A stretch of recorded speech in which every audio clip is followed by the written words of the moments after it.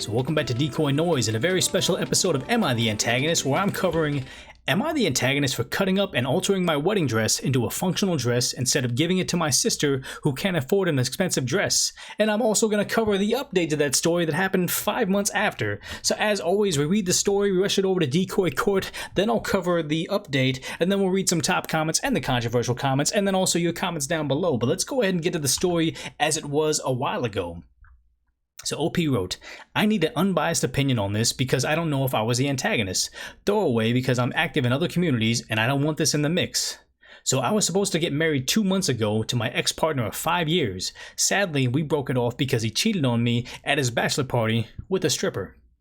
I had this beautiful dress that cost me around $2,000 out of my pocket.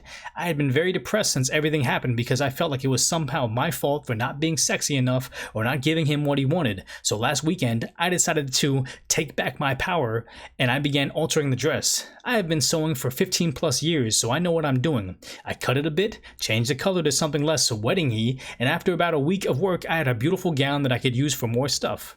The problem comes now. I uploaded that picture of the dress to Instagram with a caption that said something along the lines of, "You can change the worst memories," or something like that. My sister hits me up and asked me if that was my old wedding dress, and I told her yes. She then called me and asked me why I had done this. I asked her why it was such a big deal, and she told me that I could have waited till after her wedding. I was confused. Then she reminded me that when we were staying at a hotel where my wedding was supposed to happen, my mom and sister were there cheering me up, and my sister said something along the lines of, "Oh well, if you're not using it, I will." We all laughed, so I thought it was a joke because I never brought it up again after. She just asked me once what material it was, so I assumed she wanted something similar. Now, my sister's mad at me and my mom says she understands our point of views, but that I could have waited 5 more months until after her wedding to take my power back. Am I the antagonist? And the edits on this were, "Yes, he slept with the stripper, please stop asking me," and said, "What the F is wrong with some of you? Suddenly I'm the antagonist for leaving my ex for cheating on me because it doesn't count because it was his bachelor party? Do you know how relationships work? Are you going to tell me that if he cheated on Saturday it wouldn't count, or if he left the country? This is hilarious coming from a sub that says cheaters are the worst people in the world. Cheating is cheating, period." So, as always, got to take the case and just rush it over to Decoy Court where I give you my knee-jerk reaction, and let's just go ahead and say that yes, the decoy defense for the sisters, I get the idea that she's trying to draw a positive from a negative in the sense that, you know, you don't get to wear it, so at least someone will get to enjoy it for its intended purpose, but, you know, it seems like OP's already doing the whole negative to a positive thing, and like, you know, why someone else is entitled to your belongings, I'll never understand. You know, if OP can take a negative thing into something positive by changing the narrative behind it, that would this situation would completely ruin other people. You know, she's retaking control of her life and being who they want to be. Anyone who truly values and loves OP is going to just be happy for them. But this is that whole Kanye West thing where, you know, the sister's coming on stage saying, "That's really great, you become empowered by this tragedy and are becoming the best version of yourself, but my wedding would have been the best wedding of all time." So, and then it also brings you back to the idea that, you know, the whole cheating situation, I don't like, sometimes Reddit gets in these weird moods where if someone feels empowered by saying one thing like, "Oh, it's a bachelor party, it shouldn't have been cheating," if someone else sees that it gets a couple upvotes, everybody else will pile on thinking that's a good thing too, which no, cheating's cheating, bachelor party doesn't count. Even other countries have weird things where it's like, you know, in America, bachelor party is about going to Vegas. I'm over in LA, going to Vegas and doing this sort of thing, but over in, like, I guess the UK, bachelor parties, from what I've heard, is more about, like, you know, doing something with your guy friends that you likely won't be able to do as much when you're married. But correct me if I'm wrong, but let's go ahead and say that I'm only judging OP, and I'm saying you're not the antagonist. Do with what you want because you're going through a hard time. If they can't see why this is good for you, that's on them. But like I said, let's go ahead and go to the update because it came back 5 months later to tell us what else happened with their story with the dress. So OP wrote, "I posted approximately 5 months ago about my sister being mad at me for not giving her what was supposed to be my wedding dress. So after being assured that I did nothing wrong, I decided to try to talk it out with my sister. So I tried calling her, but she blocked my number. I was very confused about and talked to my mother. She was still trying to stay out of it, and I got a little mad and said that this was not fair, that my sister was not right because she never formally asked me how I was supposed to just guess that she wanted it. She tried to justify her, but in the end it also accepted that my sister was wrong. Nonetheless, she told me just to give her space and that she will try to come to terms with this herself. I waited a few days till I met her in the supermarket. At first she tried to act like she didn't see me, but I planted myself in front of her. She was just rolling her eyes, saying that she had places to be, and I just said, "You know, I hope you notice how unfair you're treating me," and left her alone. That night I received a call where I was berated for being selfish for about 20 minutes by her. I asked her if she was done and asked her if we could talk it out like adults. She came over the next night and had an extremely exhausting fight. Screaming, crying, and after all was said and done, she actually apologized for everything. She was kind of jealous of my dress and of the wedding I almost had, and she was embarrassed that she couldn't afford everything I could and that she felt like she failed as an adult and as a mother. And honestly, I get it. Not because I think that she's a failure, but because I get how it feels if your brain tells you failed at life because you don't have the things that other people have. She apologized also because she was trying to blame me for her problems and that everything was easier if she wasn't the one to blame. We talked about it a bit more till I told her that she didn't need a fancy dress and we can go search something basic and I can help her decorate it with something. She agreed and we basically had to customize a very basic gown. As we didn't have much time and it's not super fancy. Sadly, due to the situation in the wedding that was supposed to happen this month, it was canceled. They had a courthouse wedding where she wore one of my dresses and she is celebrating in August if possible. That's everything. So even if I wasn't the antagonist and my sister feel like a brat, she was dealing with some heavy feelings and I still love her. Thanks for the judgment and the advice. So again, we gotta rush this case over to Decoy Court to say, like, what are we saying with the update where, the sister straight up blocked her and avoids her at the store because, you won't give me $2,000. Like, that's super messed up. So yes, the sister, you're the antagonist, even though up and down. But it is great the sister finally did figure out what she was really mad about, She wasn't mad about not having the dress. She was just angry at her own inadequacies. And it's really hard to find your own inadequacies in the street and just yell at them. It's easier to yell at, something else. And, the idea, like, we can't be driving around and say, like, "Oh, yo, is that me dropping out of college?" Or, yo, turn the car around. I think I saw the 10 pounds I've slowly gained over the last few years. Let's go get that fool. Like, no. People get subtly angry about things they have little control over, and it just comes out in very weird, bizarre ways. This wedding dress situation was just very clear cut, like, that thing you did hurts me, so you're the reason I'm unhappy, and cutting you out is going to clear up my problems. And that works temporarily until 5 months later your problems are still your problems and nothing changed.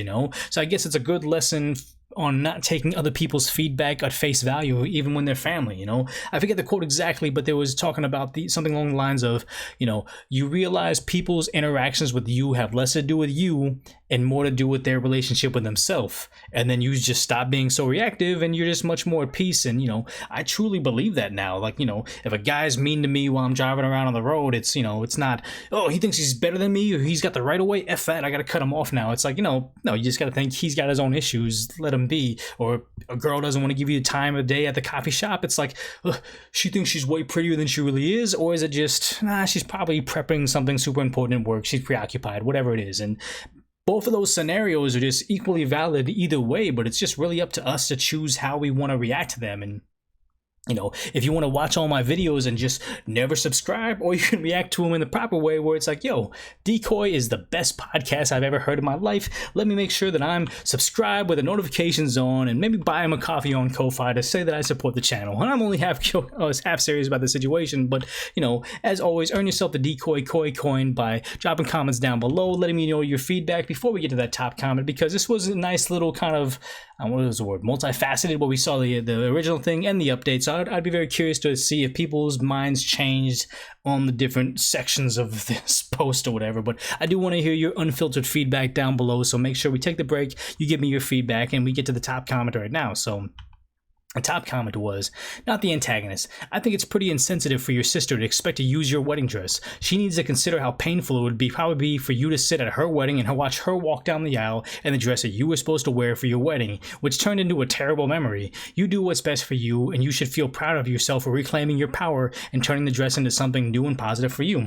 Which is probably the exact same advice I thought. They got 31,000 upvotes, so it seems like that's the thing. But let's go ahead and see this on fire post. I say, "Not the antagonist. Wear the dress proudly, you fabric whisperer. It always locally blows my mind when family members assume that blood has the same purchasing power as cash and or skill. Nah, Becky, I made this happen with my money, and I made it happen with my hands. Shoo, shoo." So it's kind of a funny way for them to approach that situation. So I get that, but maybe we'll get a different perspective in the controversial section, because maybe people feel you just need to lay down because your family's family. I don't know.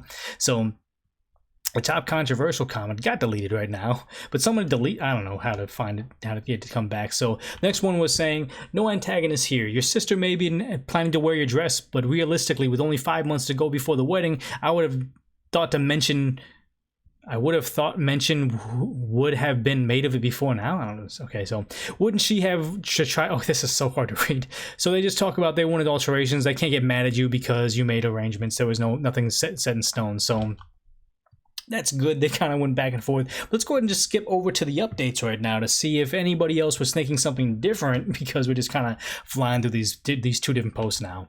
So they said, I remember the original post. It's always good to read a follow-up where people work it out in the end. Thanks for updating us. And that's good. It had a happy ending because it, like, you know, everybody learned the lesson. They didn't really, their family unit didn't get torn apart because of a freaking dress and a crappy ex-fiance. So this is good. Let's see if we can get something more entertaining right now. Saying, I remember the original as well. I love it when adults can get together and have a talk face to face. There's so much miscommunication and so much stuff bottled up. It's great when you can just hash it out. You sound like you have a great relationship with your sister. I'm a little jealous. And you guys are moving ahead. Thanks for the good feels.